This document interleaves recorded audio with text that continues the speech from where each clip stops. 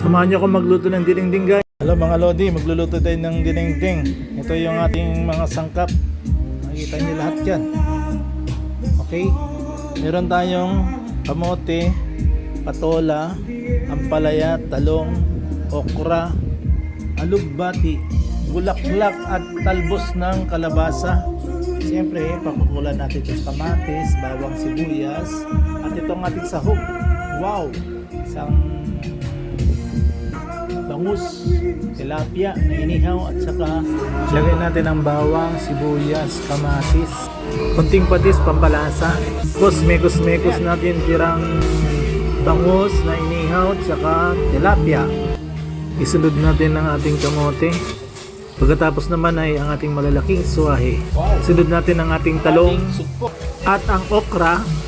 Luto na ay ang palaya, talbos ng kalabasa, alugbati. Haluin. Sunod ang patola. Haluin ang ilalim para may ibabaw. Uy, masarap yata yun. Yung nasa ilalim may ibabaw. At ang pampinali, siyempre, yung bulaklak ng kalabasa. Yan ang nagdadala dyan. Sana all may bulaklak. Paikot-ikutin para yung nasa ibabaw ay umilalim.